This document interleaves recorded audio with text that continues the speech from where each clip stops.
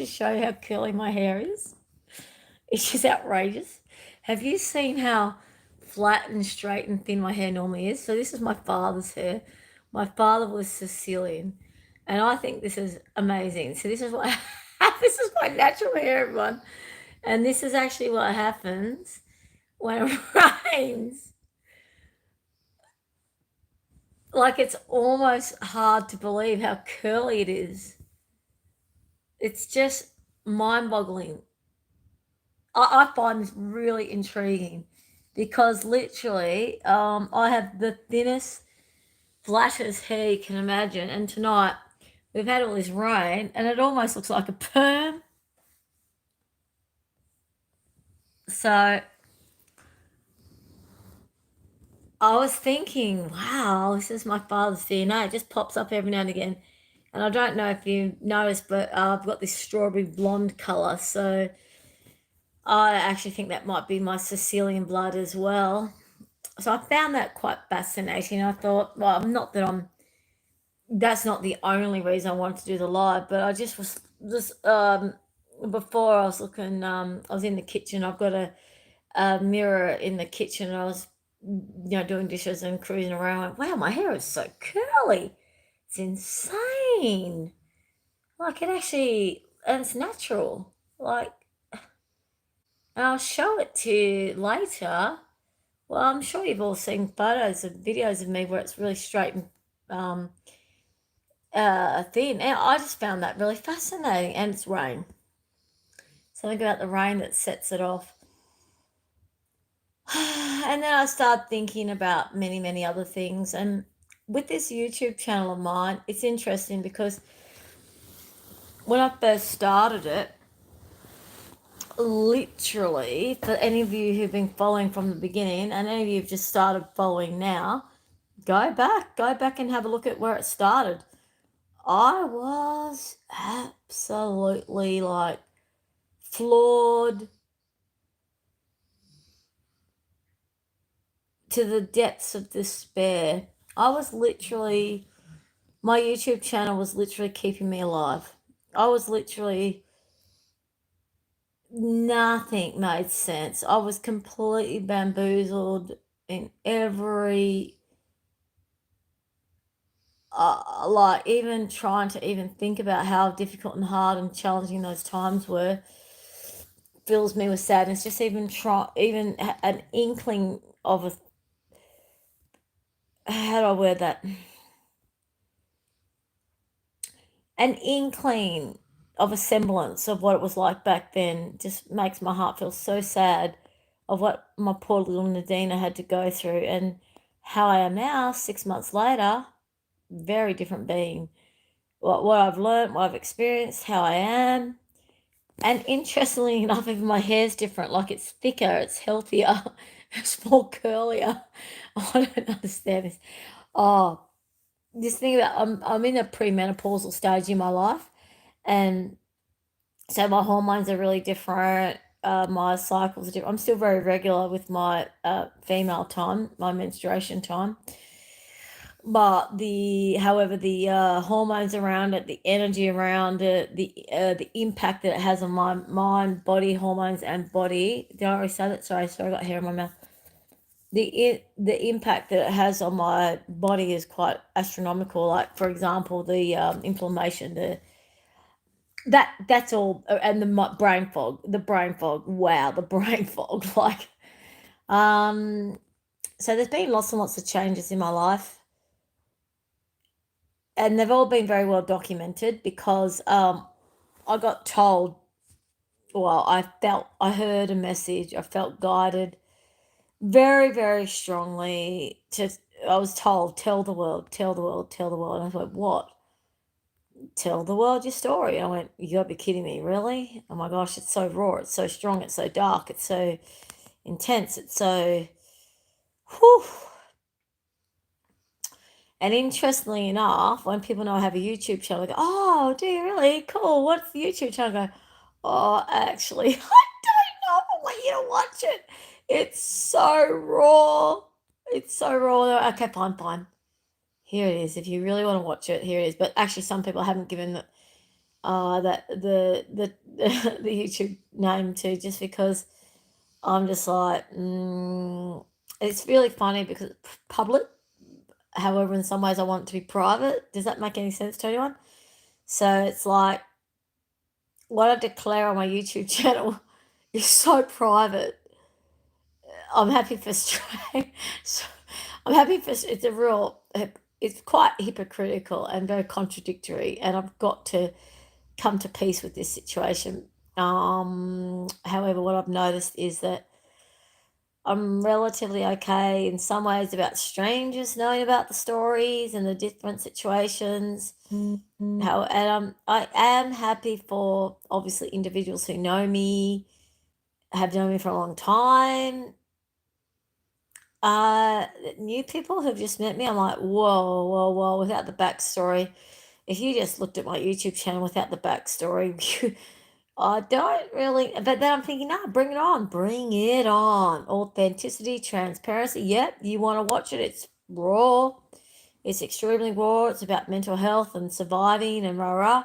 You want to watch it. You want to get involved. Yep, do it. Bring it on. Bring it on. So it's really interesting, and it is interesting because I have noticed. This is not a judgment for anyone that wants to hear this as a judgment. Go wild with your misinterpretations and your assumptions. It's one of the tricky things about saying, like when you say the truth about things. A lot of people love to go, "Ooh, I've just given a bit of information that I can now use against her." Oh, lovely, because I think it's a weakness. Uh, we're talking about narcissistic crew here that just hanging out for just a bit of a gem of information that they go, whoa, ammunition. Have they realised it's not ammunition? It's not ammunition. It's so not ammunition.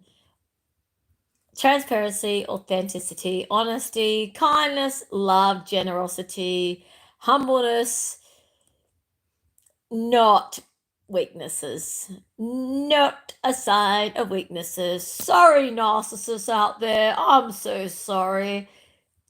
Being loving is not a weakness. Being kind is not a weakness. Being authentic and transparent is not a weakness. Declaring things as we see them, as we're working through them, deciphering things, trying to work things out. Being very humble in that process of going, oh, I'm not quite sure what's going on here. We're in a process of exploration. We will get the answer eventually, maybe never, but we're exploring is not a sign of weakness. So, that aside, for any of you who are dealing with narcissists, please do not hear them grabbing the little bits of what they think is a gem of ammunition as a way to silence you. Just step above it. Step above it. It's a joke.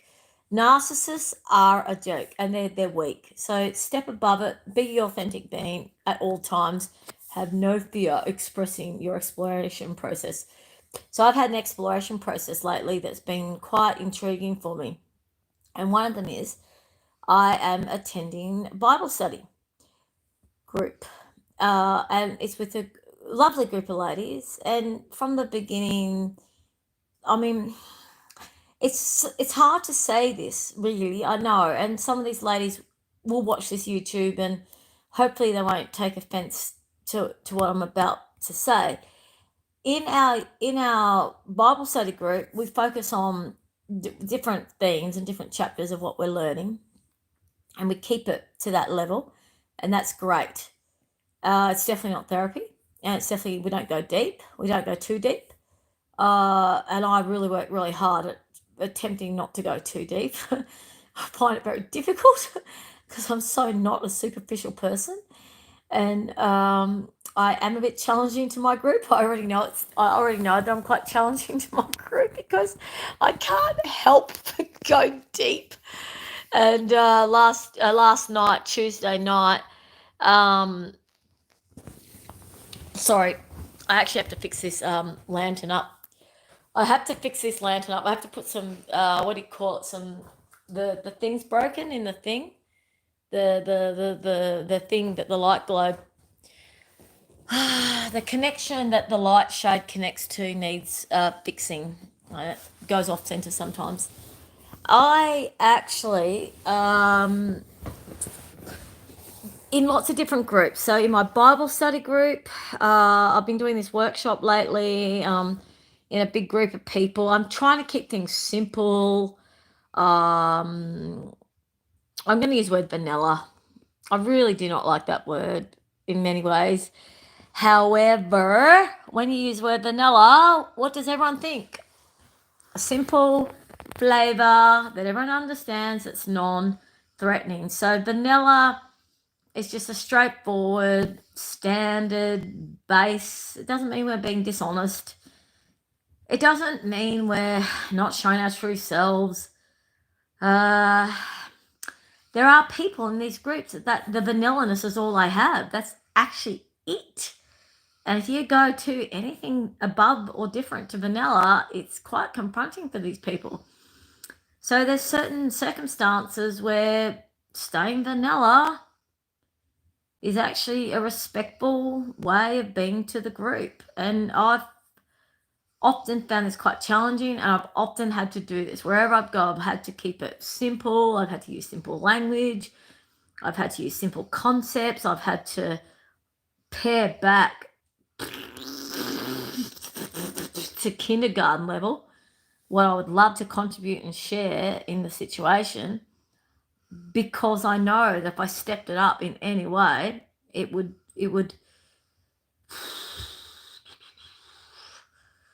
could disrupt the flow of the group. So I stay, and that's an assumption. Yes, that is an assumption. And as I'm getting older, because I'm 52 now, almost 53 on the 19th of June, as I'm getting older, I'm getting way more confident, way more self-assured, and way more, I'm not so bothered anymore about belonging or being accepted, because God, I'm under God's protection. And God desires me to be authentic and truthful and honest. And I'm aware that I have to do it with a discerning, godly, how do I word this? Care factor. I want to say care factor in the sense of being mindful of where the other's at. And when I'm with my ilk, when I'm with the people that I can be freely spoken with, it's like, yay-haw! Woohoo! I love it when I'm with my tribe, with my people, and I can just speak as I wish from the heart, completely authentic. And I feel so refreshed. It's like, oh, thank you. This is so, I just feel really replenished. Those moments and times and gatherings are relatively far and few between. I am praying and trusting that this will change. I really did believe and hope that my Bible study group, we could go to some different levels and depths of spirituality and sharings, and I've come to realize that no, it's not quite like that. I'm thinking, well, do I still want to go to that particular Bible study group? Or, well, I'll stick it out, of course, because we're in the middle of a really amazing theme. We've got our workbook and everything, and not going to give up on these beautiful women in this beautiful group. That I get a lot out of it. And one of the things I get out of it is understanding. And when some of these women watch this YouTube channel, they may or may not be offended by this, and I really pray to God they're not. Normalcy. Like, some of these women have very, what you call, normal lives and normal relationships. And when I listen to the way they discuss their marriages and their lives, I'm thinking, why would you put up with that? Why would you do that? Like, I don't understand. But then I realized, that's why they've been married for 30 years. That's why they've had the same job and got financial prosperity. And I realized, it's really cool to be around these beautiful women who are showing me there's all these people in life who have gotten through life by this even keel way of living. And those people, they're able to maintain long-term marriages, long-term jobs that don't necessarily inspire their beings and their hearts and their souls, but they stick it out, and They keep going through life and they make these, what society calls successes.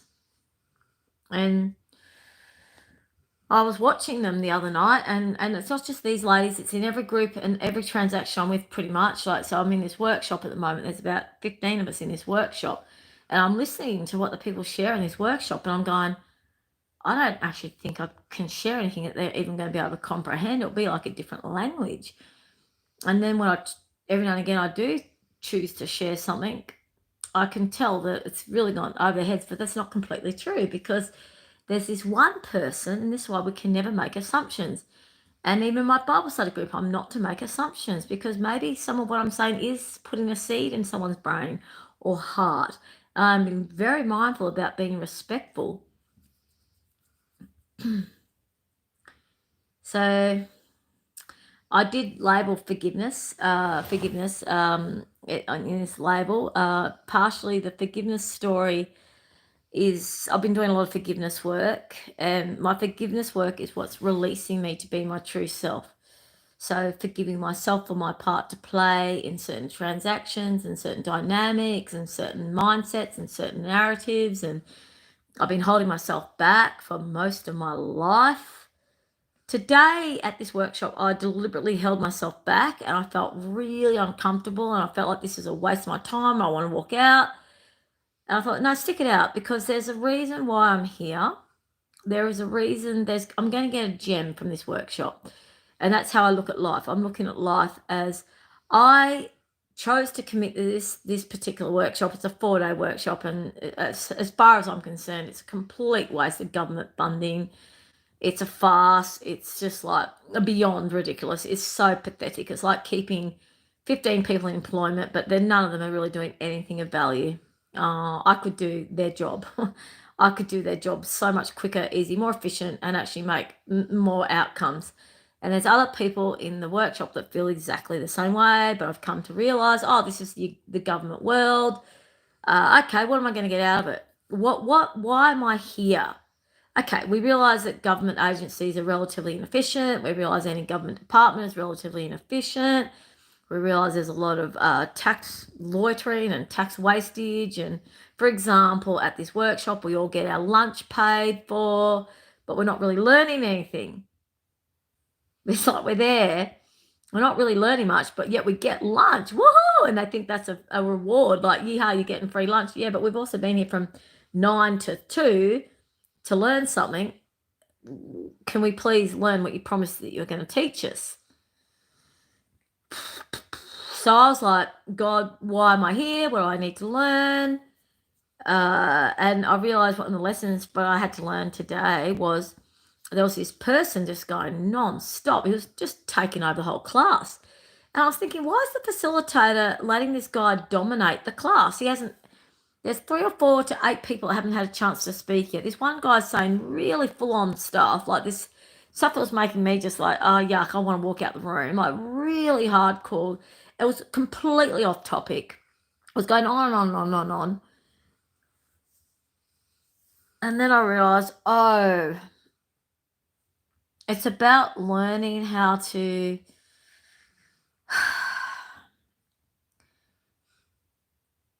I was looking around the room going, how I'm not responsible for the people that aren't getting a chance to speak. I'm not responsible for the people who are feeling upset or threatened by this particular person. The facilitator is, and the facilitator's not doing their job properly. All right, I'm not responsible to help the facilitator do their job properly. Okay, I'm just going to be here. And I'm just going to do some drawing. I decided to do this little drawing and just pray to God, please, could you help this man realize that he's just disrespecting every single person in this room? And could you please help the facilitator realize that it's their responsibility to make that our rights are being upheld? But as I did that little prayer, then I let it go and I did my drawing. I realized that process of surrendering, I will call that a process of surrendering. I took away my sense of responsibility for having to fix the situation up. And in the past, I would have. Stepped in, done the facilitator's job, and blah, blah, blah, blah, blah. And I would have done it respectfully and kindly and humbly, and I would have looked after everyone's needs. not my job. I was there as a student today, not as the facilitator. And no one was actually in danger. Okay, so I just pulled right back, dealt with my feelings of uncomfortableness, dealt with my feelings of frustration or lack of professionalism, dealt with my feelings of lack of our time not being upheld or honoured or valued. And interestingly enough, as the day ended, all these people talked about how they didn't feel valued from the day. They got to experience that for themselves. They were probably all wanting someone to step in to try to challenge it or change it. And the feedback for this facilitator will probably be, you just let one person speak for too long. So it will go to the person who was paid to do that job. So anyways, this is big for me, everyone. I was thinking a lot about, I've been thinking a lot for a really long time. This self-forgiveness process is really big for me because I've made a lot of mistakes in my life. A lot. Huge amounts, like just endless amounts. And they pretty much all come down to I felt like I was responsible for fixing everything, making everything work. If I saw a problem, I had to be part of the solution. And I know it comes from having been, a carer as a tiny little child, like having to look after my mum and my siblings, and not even just my mum, my siblings, but other people, like lots of other people, not just my mum and my siblings, but other people in the community or other people around this or other children, not just my own sisters and brothers, but other children. I became responsible for making sure they had food and they were warm and they were safe. From 7 and up, like just being hyper vigilant, constantly hyper alert for everyone's safety. And actually protecting people when they're not just finding food for the kids to eat, not just making sure they're finding something to keep them warm. I had to be responsible as well to make sure we had water from the river and it got boiled in time so that the kids had something to drink the following day because the adults weren't being responsible for that. So I knew the following day the kids were going to be thirsty because our water had depleted. So I would carry buckets of water out of the river and carry it and boil it. Me as a little 7, 8, 9, and 10-year-old taking on the responsibility to make sure people had drinking water the following day because the adults couldn't even be bothered to think, oh, we're drinking all the water today. Oh, maybe we might be thirsty tomorrow. No, because they were too retarded in their drug-effed reality to even think about the following day. And I was like 8, 9 going, wow, everyone's drinking the water today. Right, it takes an hour to boil. We have to light the fire, heat the water up with wood, if the wood's even dry and not rained on. We've got to make sure the wood's dry.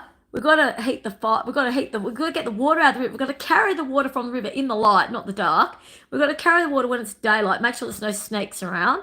Then we've got to heat it up. We've got to find the dry firewood. We've got to collect the firewood. Make sure we can find the matches. Light the fire. Make sure we don't create a fire if it's summertime. We don't burn the tents down, whatever. This is what I was thinking. 7, 8, 9, 10, 11, 12. Thinking about all the safety issues because the adults weren't. Why would the adults rely on one child to do that? Because I took on the responsibility.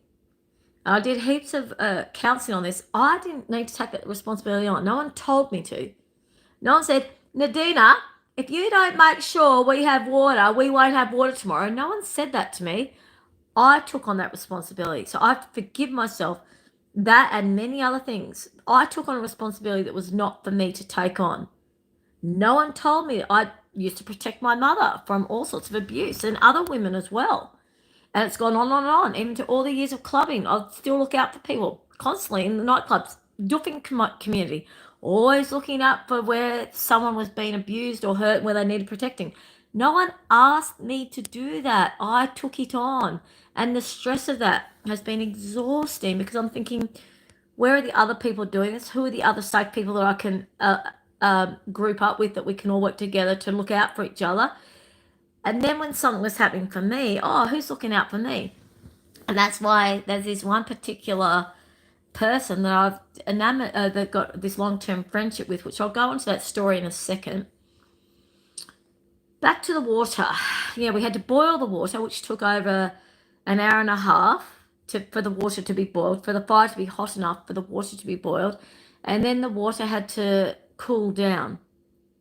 And then that's how we got the drinking water from our river, because in summer it would be full of algae. And there was it Lingalong up above our property, the big property I grew up on. Lots of cows, lots of cows. So lots of cow poo. There was dead cows in summer. There was dead cows in the river, dead kangaroos in the river. Lots of cow poo, and then there was the runoff from the farmers' stuff that they put in the water, which changed over time. So the water was a big issue, and I didn't get thanks. I didn't get gratitude, and I just kept it going. And then after a while, I remember saying to someone, "This water's too heavy for me. It's hurting. It's hurting my body," because I was carrying 20 liters of water a couple of times a day as a tiny little petite little child, and very malnutrition. No shoes. I owned one t-shirt. I remember one winter I just had one t-shirt. It was a Bonds blue adult male t-shirt. That's all I owned. I didn't have any shoes. I didn't have any jumpers. I didn't own anything. I had really, really long hair I used to try to keep clean. That's why at the beginning of this thing, when I was saying how my hair's gone really curly, and it goes really curly in winter, this is actually because quite surprising me, these curls.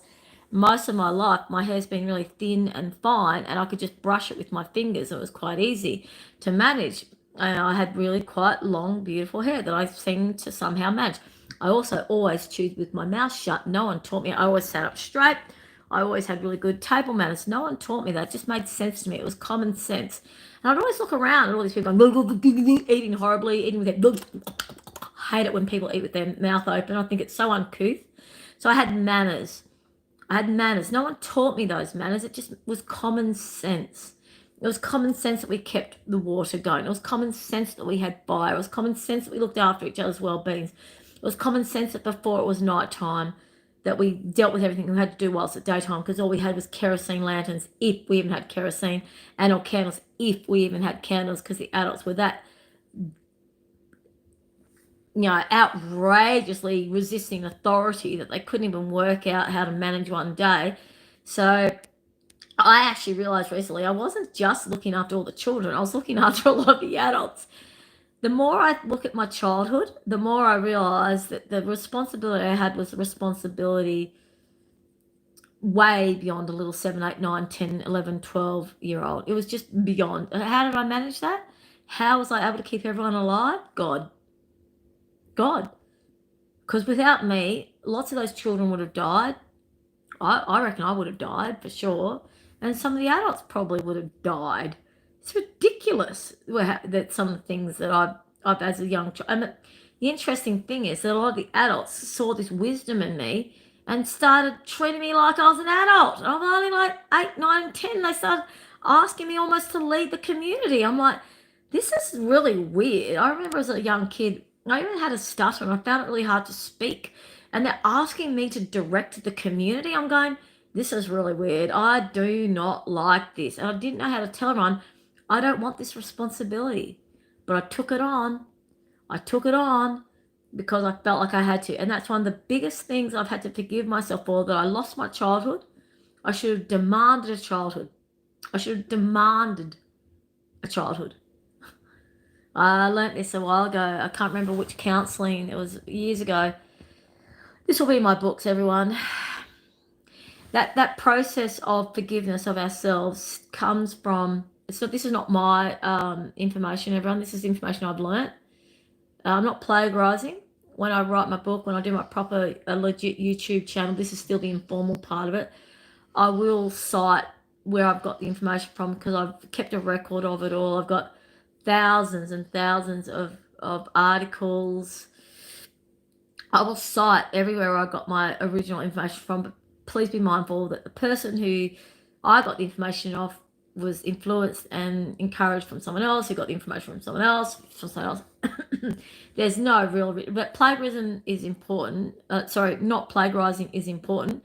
Just be mindful that everyone's ideas generally came from someone else and someone else and someone else. And we all have our own voice and our own inflection and our own filter.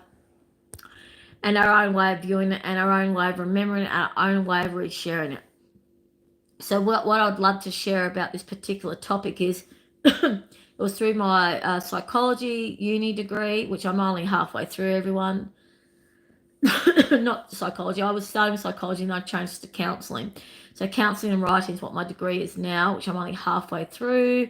I'm only a little bit through my mental health diploma. I've finished my aged care and disability support work 3 times over because the aged care and disability RTOs tried to make it that I failed because they could see I was going to care about the client. So they really tried to make sure I didn't finish a work prac. So I had to do the training 3 times, the same training 3 times, because they really tried to get rid of me because I knew that once I was in the field, I was going to be looking after the peoples and be a whistleblower. And yep. So basically,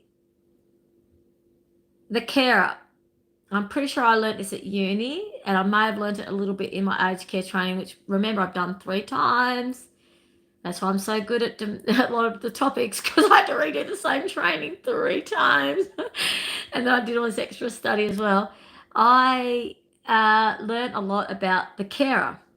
I remember it first started in my psychology degree at uni, and then I went, wow, this is so fascinating. So some people become carers as children. I was a carer as a child. I was a carer of my mother, who is unassessed autistic, is assessed as something that she doesn't believe she is, which is not manic bipolar, not split personality, not she's got a label. It's a stupid label. She says it's so not who I am. Trying to think of what it is. It's got something to do with a personality thing, right? She goes, it's so not me. I said, no, Mama Bear, you're autistic. You're definitely autistic. They're just being lazy. They're just being so lazy. And the medication they've given her is completely inappropriate for what her requirements are. In fact, she doesn't even need medication. She just needs to be supported for her inabilities to deal with the small practicalities of life and the fact that she's a savant. So my Mama Bear is the most amazing singer. She has a nightingale voice. Her voice is exquisite. She plays guitar beautifully. Beautifully. But she cannot cope with the bare basics of normalcy. That's why I had to become a parent at 6.5. She cannot cope with the bare basics of life and definitely parenting. So I had to step into that role very, very, very, very, very quickly. And if my Mama Bear, amazing painter, if she just stuck with her painting and her music, and if she'd had support, like if she'd had proper real support, she could have just been one of the most incredible musical performers in this world. She just didn't have, well, autism wasn't accepted or understood back then. And she, yeah, poor, my beautiful, beautiful Mama Bear, her and thousands of millions of others needed to have a lot more support than what they ever got. Anyways, let's go away from my Mama Bear at the moment. Why don't I go to her? Oh, yeah, carer. I was a carer of my mum because she was unable to do the bare basics. I felt like I had no choice. I literally felt like I had no choice but to keep the kids alive, keep the children alive, because my mum kept being exploited by men. Very, very, very pretty woman. Couldn't speak properly, and men just took advantage of her and me and my siblings. And I had to step up. I had to somehow protect her. So I went to that real warrior princess mode. Like, literally, I've shared a story with you all before. One time to protect her, I had this man's flesh and his blood in my mouth. I had to bite his butt cheeks as he was thrusting into her, and he was about to break her neck because he was thrusting into her so hard, and her neck was on the weirdest of angles that I just thought, and her eyes were all glazed over, and I just thought, her neck's going to get broken. I was only a kid, but I just thought, the way she's been smashed into that tree and the way her head is and the way her eyes look, I didn't know what was going on. I didn't know it was RAPE. All I knew was that the way she was being smashed into the tree, and the way her neck was flopping, and the look in her eyes was so glazed that she looked like she wasn't there. Something in me was, as a kid, went, oh my gosh, her neck. All I could think was her neck. And I bit into this guy's butt. and got a chunk of his butt in my mouth with a heap of his blood in my mouth, and he screamed like crazy. And then all these adults ran out, and I don't remember what happened after that. I literally don't remember how my mum was looked after or what happened to the guy. All I remember was like, I couldn't get this taste of blood out of my mouth. It was awful. And that's not a one-off. That was like so common. So common. And my mum and I have discussed this, and she says, thank you for keeping me and the children alive, because all the blanks I've had, it was you that kept it going during those blanks. And I was like, well, thank you for acknowledging that, because it was really difficult, because I was just a child, just a tiny little child. But I wasn't just a tiny little child. I was a tiny little child who was also being abused, and no one was looking out for me, you see. No one was looking out for me. So I really, as a child, should have screamed to high heaven, can someone please help us? And that's what we did at this workshop. I can't remember if it was uni or I seriously cannot remember where I first discovered this carer role, when we jumped into being a carer, and the process of having to forgive ourselves for jumping into that role, because no one said, you need to be a carer. We just took it on. We just took on the role. And that is the first big thing that we all need to forgive. We sacrificed our childhood. No one asked us to. No one asked us to take on that responsibility. We took it on ourselves. And that's the first and biggest things that child carers must forgive themselves for, because their sense of what they lost is so huge. Their sense of lost childhood is so huge. Their sense of lack of support and protection is so huge. And you can go through your teenage years blaming others and trying to say it's someone else's fault and this and blah, blah, blah. Subconsciously, we know that we let ourselves down. We betrayed ourselves. We did not look after, love, or protect ourselves enough to state what we needed. And this is one of the hardest things to forgive, is the decisions that we made as a child. I've been learning about this a lot. And when you get to that core depth of what we did to ourselves as a child, and we really identify where we betrayed ourselves and let ourselves down and didn't honor our needs as a child. Because you know what a healthy child does? Mom, Dad, I need help. Mom, Dad, I'm scared. Mom, Dad, I'm hungry. They feel they can ask for what they need because they know they deserve it, and they ask for it. That is a healthy childhood, everyone. A healthy childhood is when you ask for what you need, knowing that you deserve it. Those of us who didn't ask what we needed, had no one to ask, we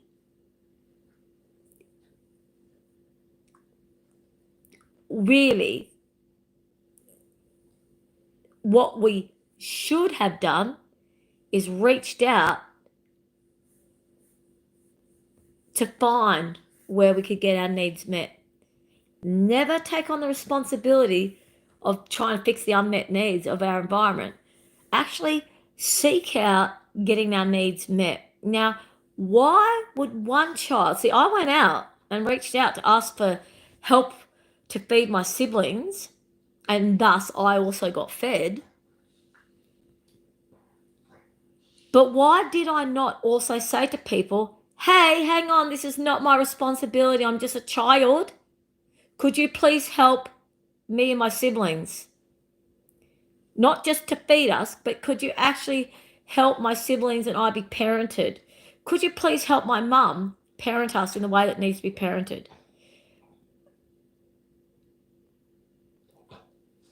And we'll take it to, if a child's being physically assaulted, please help me feel safe. Please protect me from this.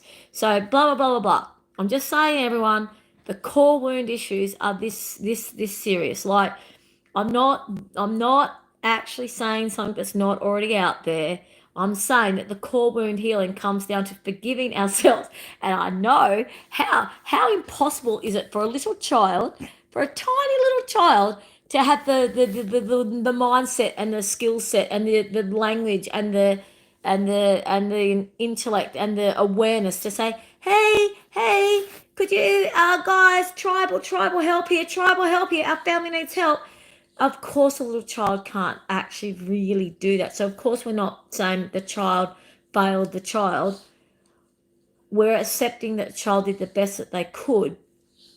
Just be mindful, everyone, that in the state of subconscious, the part in us that's judging ourselves for our mistakes and where we've gone wrong does not separate that it was just a 6-year-old.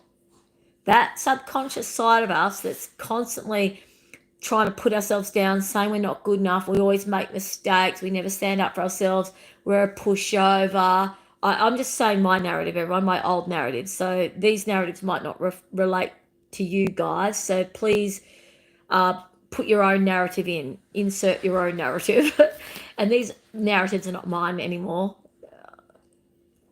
It's been a really beautiful lesson to let these narratives go. My narratives were, I've always got something to prove. I've always got to look out for where people need help. I've got to protect the vulnerable. I must always be on the lookout for the people doing the wrong, horrible, mean, nasty stuff because it's everywhere. I've got to look out for those who are incapable. How toxic, empathic, enabling is that? By the way, can you hear the language? Oh, I have to look out for the people who are so vulnerable they can't look out for themselves. Wank, wank, wank. Seriously, this is why toxic empathy is so disgusting, everyone. We go, oh, I need to be of use. All these people, oh, am I not one of them? Am I not someone that needs someone to look out for me? Where's my knight in shining armor? Who's coming out to look out for me? Why is it up for me to have to step up to look out for someone else? Excuse me, get over your arrogance. It is pathetic, everyone. It is a revolting narrative that is, the underlying philosophy is fear. The underlying fear of that, I've got to look out for those vulnerable who are being abused because I'm strong enough to help them out because I know what it's like. I've had to do it my whole life. I'm strong enough to do it for me, so I'll do it for them. That's actually a narrative of fear.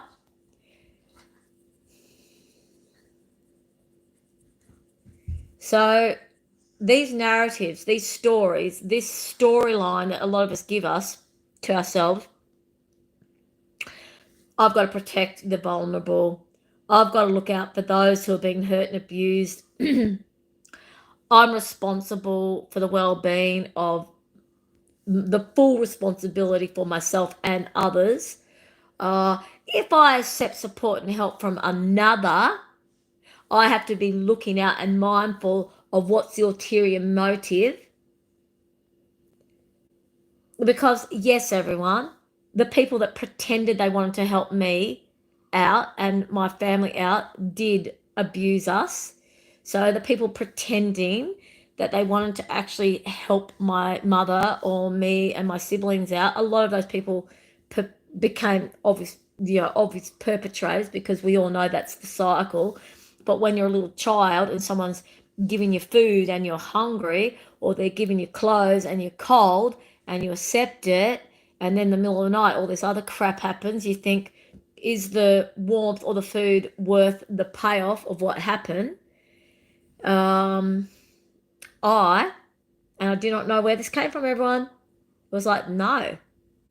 I would rather be hungry and cold than have someone think they can do that to me. And I'd rather my siblings starve to death rather than that happen to us. So I've always had this sense of, I've actually had a few people try my counsellor. I've got a couple of mental health people working with me at the moment, and we're all trying to work out where did this resilience and wisdom come from. And I can just say it must just be God, because how can a child have so much wisdom? It's just not normal. Well, I don't like that word normal. It's just not, no one taught it to me. Let's just put it that way. But I was just like, no. Nah. It's like when I was pregnant with my first child and I hit 3 months pregnant. And the father was like, yeehaw! They're past the ABORTION. That might be another word that YouTube censors, for goodness sakes. Oh, they're past that stage. So, and overnight, within one day, within 24 hours, this particular person, the sperm person of my first two children, actually changed. His whole personality just changed overnight, within 24 hours. And I looked at him and went, oh, so who's the real you? And I left. So when my firstborn was only 3 months in my womb, I left. I left this person, and I was living on the beach. I was, having a very difficult time in my life, but there was no way I was bringing up a child with someone that was that abusive, and he changed so quickly, and I was so mindful and so clear that no one changes that quick. It was like he was deliberately waiting until he thought I'd be trapped by pregnancy. No, sorry, mate, I'm not bringing any child into this dynamic. No way, no way am I bringing a child into this particular reality. I think this person found that very, very astonishing that I would do that. We were both only 17, and that's where I forgive him, because I know his history and where he came from, and that's why I didn't hate him or anything like that. But there's no way I was allowing a little child to come into this world to deal with that behaviour. And I spoke to someone the other day at the service station in my country town, Northam, and I said to her, I was driving down. I was, she's there alone at the service station, and I'm driving down late at night, filling my vehicle up to go down to the city. And I said, "Are you scared working here alone?" She goes, "Oh, nope, they'd be scared of me." She goes, "The life I've had." And then I said, "Oh my good Lord, do you feel the need to talk about it, or do you wish to talk about it at all?" And she professed all this stuff to me for the next 15 or 20 minutes. And I was like, wow. And the stuff she said to me, the stuff this woman's gone through is insane. And then I said, "And how long?" She goes, 27 years. I said, "Why?" She goes, "Why indeed?" And I said, "I didn't even do it for 3 months. I only tolerated it for a couple of days, and I was gone. What is so different about me that I was able to get out so quick?" Because her story, and there's all these stories on YouTube, and you see it, there's all these people that tolerate these really abusive situations for so long. And I'm trying to find out what is I'm trying to work out where my strength comes from. Sometimes I know it's God, of course, but why did I, as a little, 18 month, 17 and a half month old, 3 months pregnant, 17 and a half months old, no family support, no car, like, and when I mean no family support, I had no family support, like not a single iota of family support. I had not a single person to go to. No one. There was no one in my life. Not a single human being on this whole planet that I could go to for help or support. Well, so I thought. Technically, now I realise in hindsight, there are people now I realise if I'd gone to, they would have accepted me in a second. But when I was that little 17-year-old, I didn't realise that they were there. This is pre-mobile phone days and pre-internet days, and different times, everyone. And I did that, and I left, and I just lived on the beach, and I was just trying to find a home and trying to make my life work. And I wasn't going to let my child come up in that environment. Uh, it's like with my siblings. I was prepared for my siblings and me to go hungry rather than tolerate someone perpetuating this particular cycle. And when they did do something that wasn't cool, I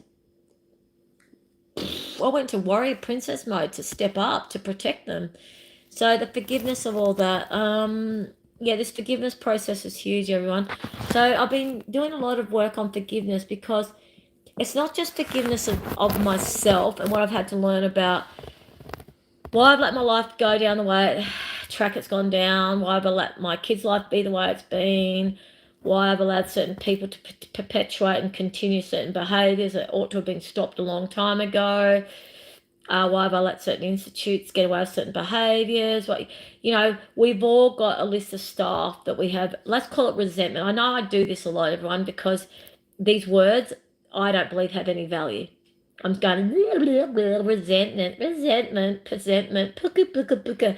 I just realised it's all crap. It's just a stupid narrative. It's just a stupid story that doesn't actually have that much essence. Not much that much. It's just stupid to focus on it. Is why I don't do that.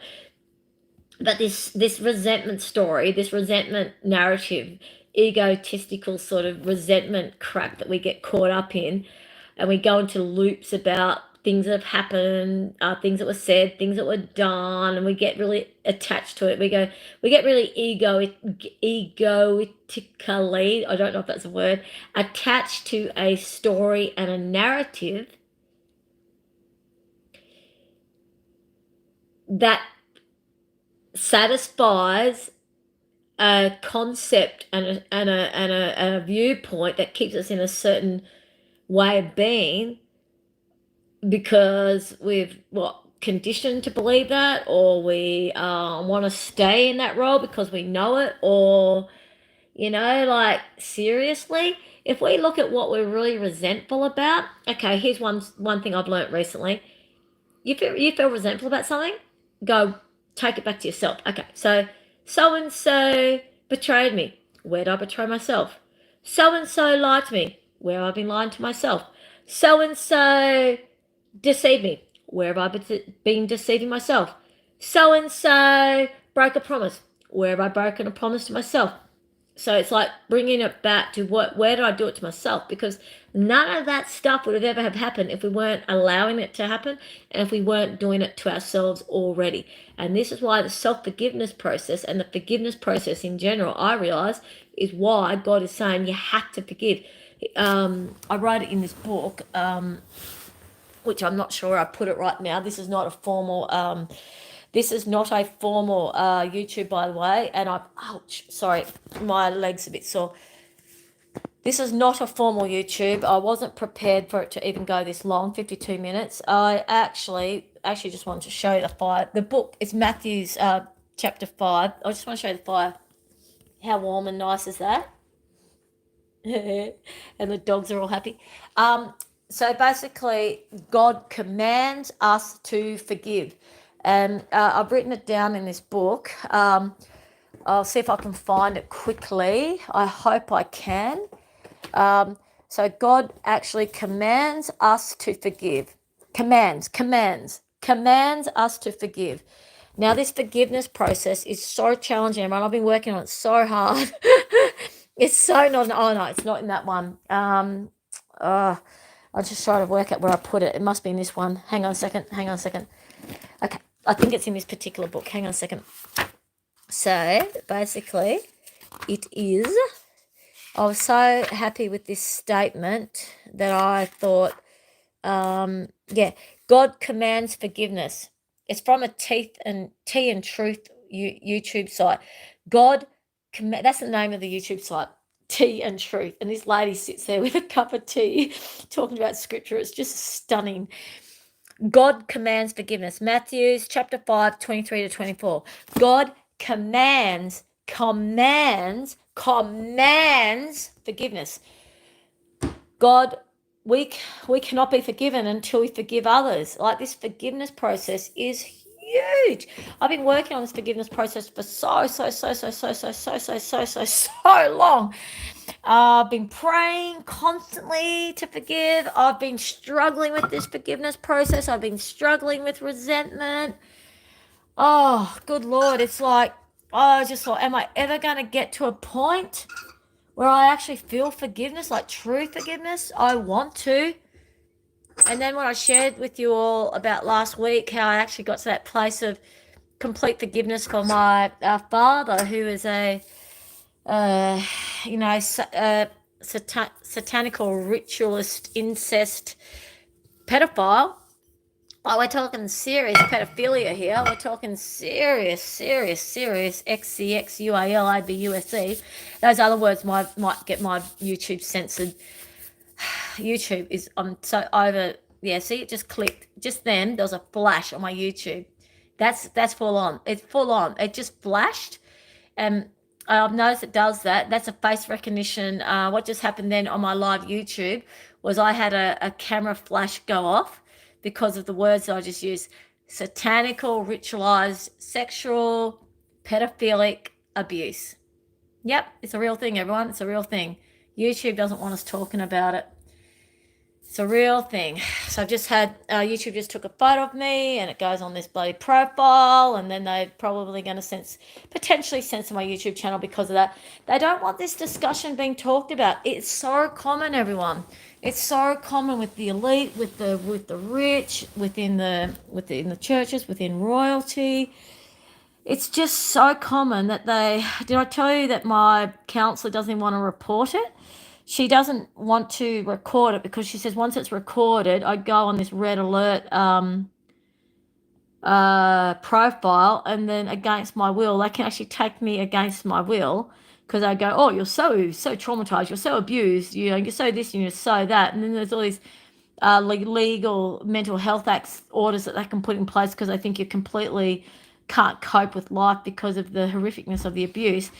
When she explained this to me the other day, it actually made me realise why the St. John of God's mental health facility didn't want to listen to any of my memories that were coming up. One, they're not professionally trained to deal with it. And two, I just had a message come up from YouTube about abide by our community guidelines. Stay vanilla, everyone. Stay vanilla. You must stay vanilla. Stay vanilla. Oh, good Lord. Sorry, YouTube, that I'm speaking the truth. Oh, good Lord. It's funny, guys. I tell you what, when you do a YouTube channel, it's so funny. I've been listening to all these YouTubers and the stories they're going through and the things that people get silenced for and censored for. And it's called, you go to Facebook, YouTube jail for, I think it's 21 days or 30 days if you say certain things. And I'm like, God, nope, I'm not going to let myself be silenced. Oh, good Lord. It's really at that time, everyone. You've got to stand up. You've got to stand up. God wants us to we've got to heal this world. You know how we heal this world? Being authentic. Connection, kindness, love. No more silencing. No more beating around the bush. No more, I always say this wrong, but cowtailing, I always say it wrong. Cowtailing is what I say. And apparently that's completely the wrong way to say it. So anyways, I think you know what I mean. Anyways, everyone, forgiveness is such a process. And I got to a point last week, and that's why this curly hair is so amazing. I don't think you guys realize it. If I showed you a photo of my father, he had red curly hair. My father has red curly hair. What on earth is going on with my hair for it to become so curly? Like, seriously, this is like phenomenal. I've never had hair. I've never had hair this. It just popped up because of the rain, and it's going this really amazing red color. And I was just thinking, is this my father's DNA coming through? Am I healing my father or something? I don't actually get it. I've always had straight, thin, quite blonde hair, and now it's gone curly and red. But my father, I've come to realize I forgive him. And Alvin, sorry, Alvin is harassing. Oh, you just missed him. So there's little Ollie. Can you see little Ollie? There's a little cute little Ollie. And Alvin, little Alviny, was just attacking, or not attacking, not in a bad way, but Alvin was actually jumping on Ollie, and Ollie was sleeping. And Zena's on the other chair sleeping, so she's quite comfortable. But Alvin was like, oh, I know why, because he wanted to get Ollie off the couch. I think Alvin was trying to get Ollie off the couch. Yes, that's what it was, I realised. Rude, they can just share it. Anyways, forgiveness, everyone. Last week, I just clicked really quickly. I shared this with you. I was just quite mind blown about it. I had this euphoric sense of complete forgiveness for my father. It was just, it just happened. I went, oh my gosh, he was only 19. You know that Red Gum story? They're only 19. The people going to Vietnam War. And I just thought, my father was only 19. No 19-year-old deliberately does that amount of horrific abuse. He was such a damaged being to do that type of abuse. And then this awareness of where it's coming from is clicked in. It's like years ago, and the awareness of my mother never deliberately did any damage. She was not deliberately trying to hurt me. She's just a victim of mental health. And there was no one helping her out. And take it back to self forgiveness. Where was my self love as a child? Why was I not able to call out and reach out and get the help and love that I need? That was my responsibility as a child. We can't put our responsibility on the adults. I mean, yes, we can to a degree because we are only children.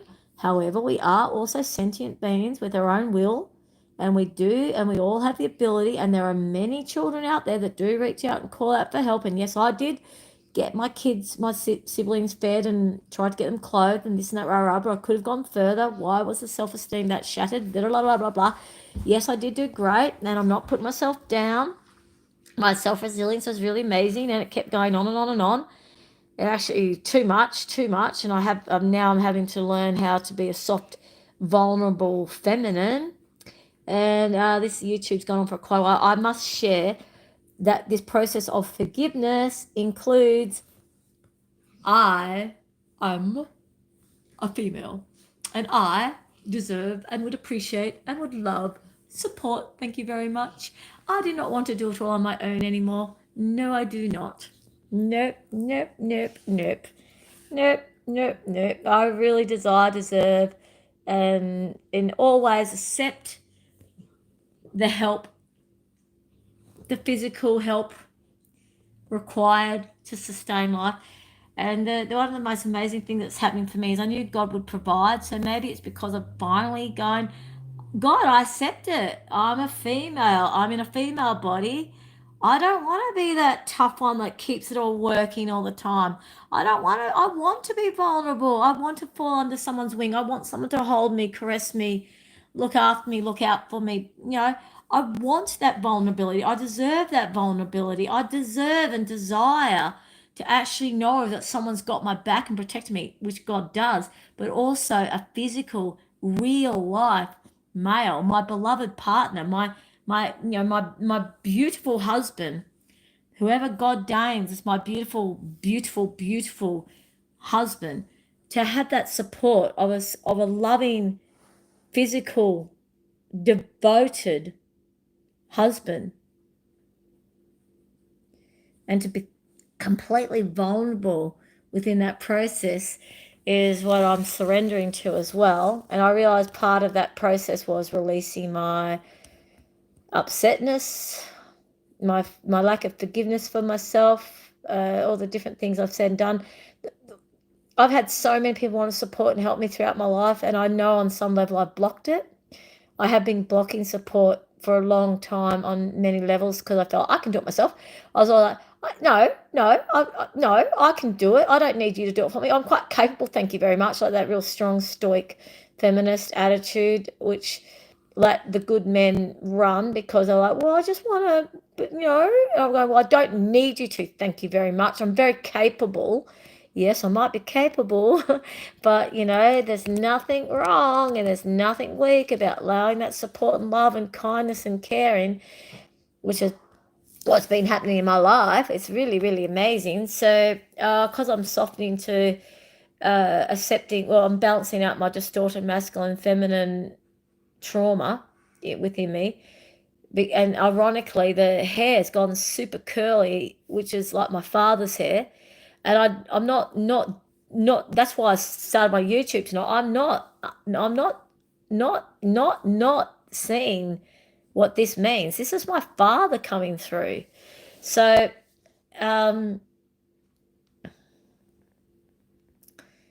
yeah, I'm just attracting and meeting all these people that want to help me out. So I had this young man come and help me on the property today with some labor, and he says, what else do you need help with? And I said, a lot, and he's like, well, I want to help you. I said, well, thank you so much. I'll come up with a list of stuff. I'll cut. We'll do it on today he was just helping me unload the ute. I paid him $20, but he says, well, do you need any help with anything else? I said, oh, no, not right now. But I will come up with a list.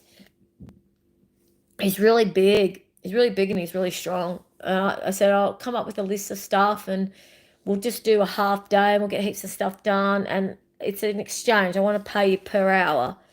So that's fantastic. And then um, I got given this old TV that I really don't need. I didn't want it, didn't need it, but the person insisted on me taking it. Anyways, he's a nerd and he's turned all these things into arcade games, and so he's taken this old TV away. I'm like, yeehaw, thank you so much. I dropped it off to his house, and then he wants to show me his house, and it's so nerdy. It's like all these, oh my gosh, it's just like Nerdville Unit Plus, and he's co-sharing the house with this other person, and then the other person says, I will help too. I said, could you guys help me with putting up a tin garden shed? We only need 3 or 4 of us. We need, no, I can't do it on my own. Yes. So I've got this team of really keen young men keen to help me out. And then their house was very messy, so I might even offer them to, I'll say, I'm happy to pay them money, of course, but I might even say, do you want me to help you with clean your house or something? You know what I mean? Like, it's just cute. And then I met this guy at my workshop that I'm doing who's an old farmer, and he's very skilled. He's super skilled. I mean, I realised I had a lot of retic issues going on, and a lot of plumbing issues, and just all this stuff to do with the land that I said it's beyond and above my capabilities. I'm quite overwhelmed. I wasn't complaining. I just mentioned, how running a big block of land and an old house is just quite, I just the reality of it is so beyond what I can cope with, and it always has been, that I have to block a lot of it out because otherwise I just can't function.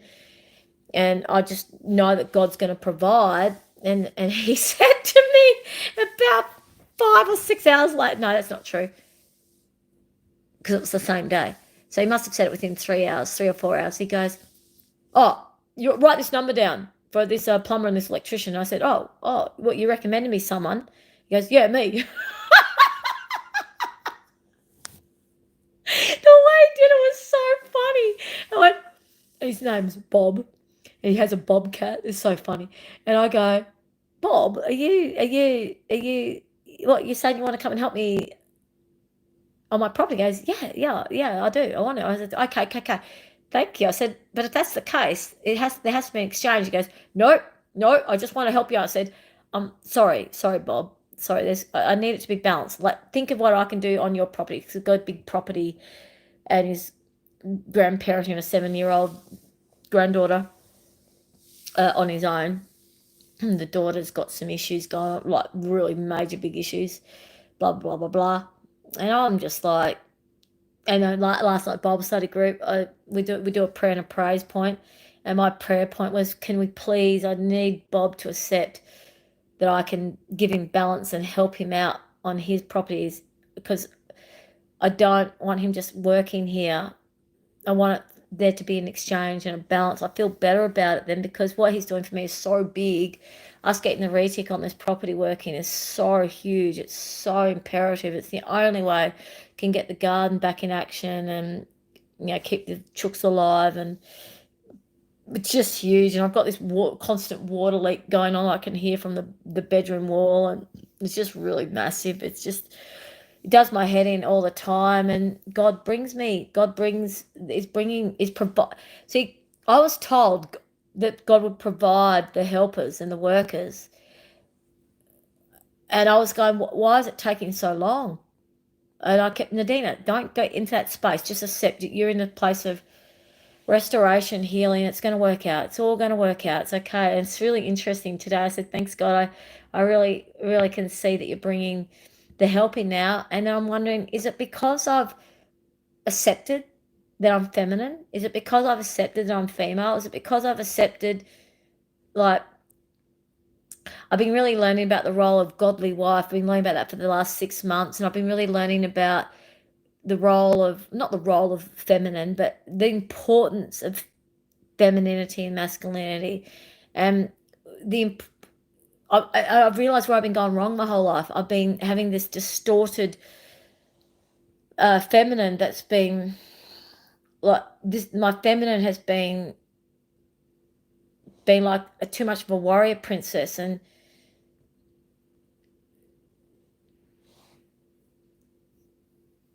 the masculine's been too under. Oh, I actually can't explain this properly. I'm still learning about it. Sorry, like I can understand it in my brain to the point where it's helping me get a bit of an understanding, but I still find it hard to express it properly in a way that might help you out. But I know other people that can explain it really well, or the people I've been learning it from. But the dark and the light, masculine, feminine, I've had some really distorted masculine and femininity, which a lot of us do, because unless you've had a healthy upbringing, it's not in balance. And very little of who we are is in balance when we've had a dysfunctional, traumatic upbringing. It's like we're not truly whole within ourselves. We're these traumatized little, pardon me, I just, we've got these traumatized little children. We've got these traumatized little children within us, which I've been doing a lot of healing work on, and that's what a lot of people are noticing. Anyways, I might wrap it up, but I've got a feeling that the forgiveness process in me, like literally, like when my hair went curly like this today, I was just like, it's just got something to do with the fact that I've forgiven my dad. It's just got something to do with, because my hair is normally down to here, right? And it's normally straight. So it's just really weird. It's like, it's just strange. I've got a friend of mine who really loves hair. And I showed her a photo of me right now. She'd be like, Nadina, what has happened to your hair? And I'm going, yeah, you tell me. Is it the rain? Is it DNA healing? You tell me. You tell me. Because I'm just going to say it's my dad. I think it's my dad coming through. I've never been able to say I love my dad. I've never been able to say I wish my dad was alive so I could talk to him or get to know him. And the other day, I was like, wow, I really wish my dad was alive so I could say, Papa Bear, I'm sorry that you felt the need to be such an abusive father. Good Lord, what a loss that you lost that beautiful opportunity to love and enjoy your children as a healthy father, you know. Anyways, I think I've been saying that too. Like, I don't know, does everyone know much about, like, okay, so with the Christianity world, right, they reckon that when you die, you sleep, and eventually one day all the spirits come together, and they come together. I don't actually agree with this, by the way. I just don't see how it's possible, but they all come together um, as they were when they died. Okay, so for example, my brother died when he was 26. My father died when he was 26. When I die, I'm going to be 120. So we all meet in heaven, right? And I'm going to be going, hello, hello.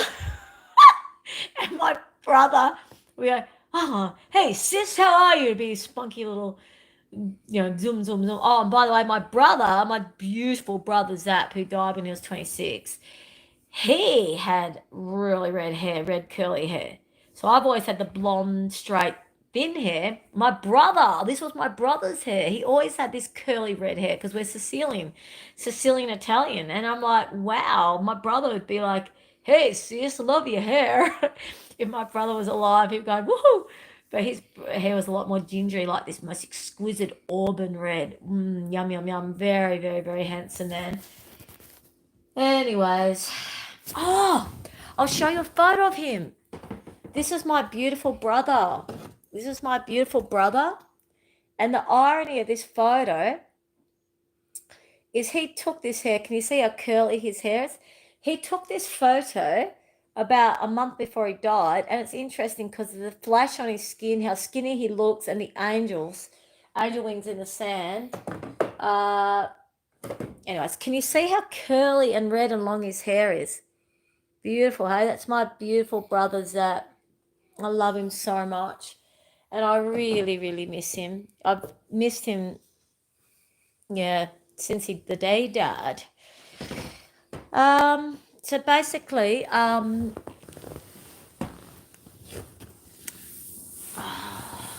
father bear thing and apologizing to people.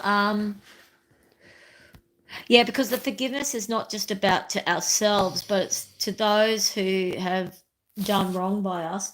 I forgave my mother so long ago. I've forgiven my father just last week and a half. I've been forgiving people for years and years and years. And in this last 6 months, I have been working so hard at, at looking at why do I keep attracting these experiences that just keep bringing pain and trauma and tragedy, and travesty. I think that's the word. Like I just want to move on to have this beautiful life that I know is my destiny. And I keep going, okay, where is it? What's holding me back? Please, God, please, I need to heal and learn what's holding me back. And that's why I've been and that's why this YouTube channel got started. You'll see from the beginning of this YouTube channel to now, you'll see the change in not just my personality. Sorry, not my personality. Let's put that aside. I think my personality's stayed the same.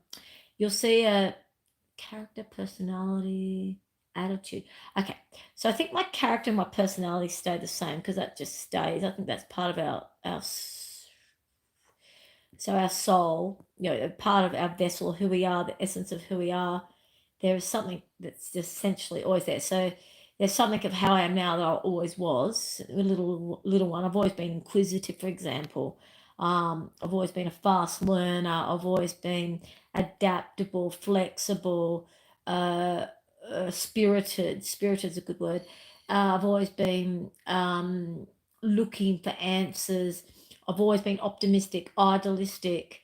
I've always been a fast thinker, solution based, highly intelligent, resilient. Do I say resilient? Problem solver. I've always just been a real Mercury based person, real fast thinker, just very very mental, very very like just really can think fast and come up with ideas fast, solutions fast, and can comprehend a lot really quickly fast and categorize it. And I can just, I don't know, I'm just a fast learner as well. Right, a lot fast. Okay, I notice I've said fast a lot. And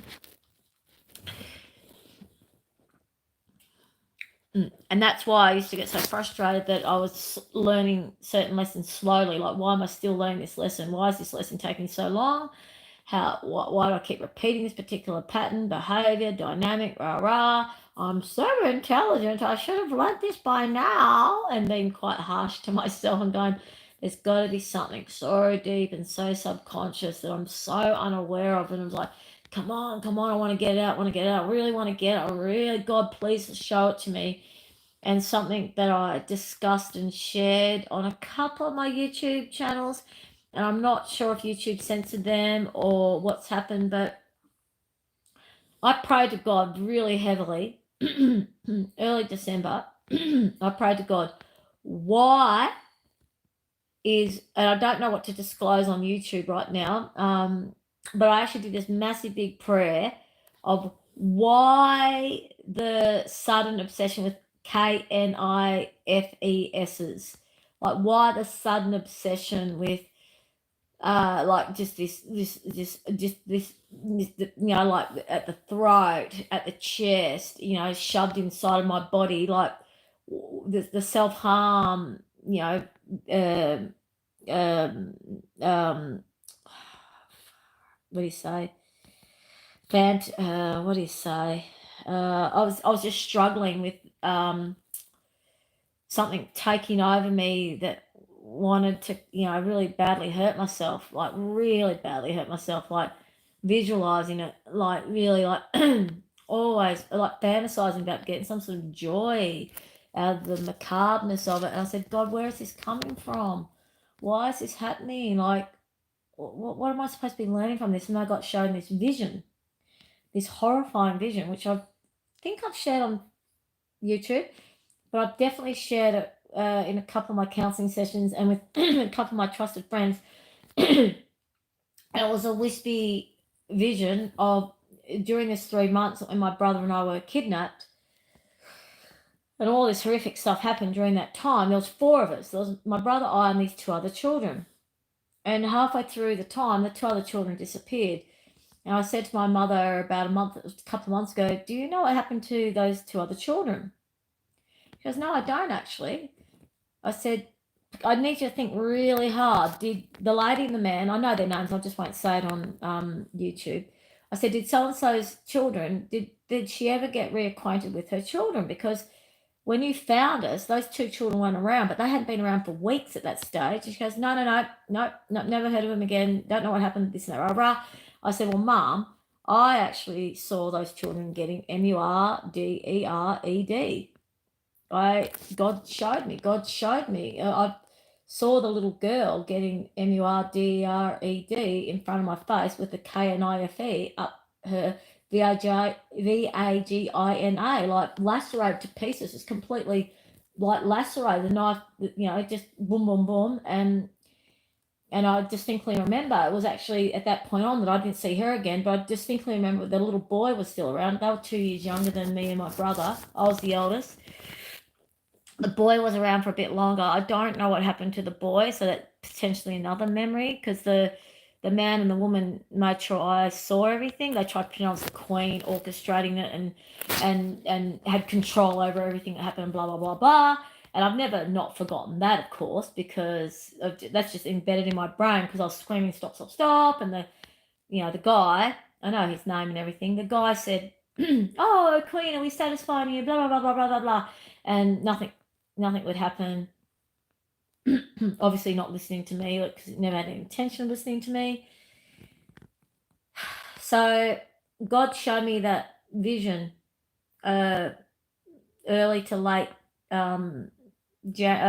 December, after me saying, "God, what is it with this fascination?" All of a sudden, and I was like, "Okay, so that's fantastic. Thank you for showing me that trauma." And I'm like, I had lots of healing. My neighbour and a heap of other people helped me get through those memories, because they were horrifying memories to have. And the way God showed them to me was really beautiful, all wispy and soft, and like I know exactly where I was, and I had my head being held by the lady, forced to watch everything that was going on with the guy doing what he was doing to my brother, and then what he did to this other girl. So, and I distinctly remember where the room we were in, where the dollhouse was, and this and that, rah. So, it's a legit memory. But I always was wondering what happened to the girl, and then I got shown what happened to the girl, but he didn't show it to me in full view. It was like, and I was like, "Thanks for showing it to me in such a gentle way." And then I was like, right, so that's where that fascination, obviously I went for about a couple of weeks, but that's where that bizarre thing about knives comes from. So I can heal that now. I can consciously heal that, and forgive myself for all those times where knives were such an obsession. Now I understand why I've had this weird thing around knives, and all these other things I need to heal. Like, God, how are you going to show that to me? Blah, blah, blah. God basically said to me, "I need you to restore yourself. I need you to just rest like a child. Let me look after you and love you like a child. This is your time of restoration." And then God very clearly was saying, "I need you to focus on letting your resentments go. You must let your resentments go, and you must forgive." And I've been working on forgiveness and resentment for months and months now, and I haven't had any new memories. And to this day, I could say maybe there's no more memories. I think that would be amazing.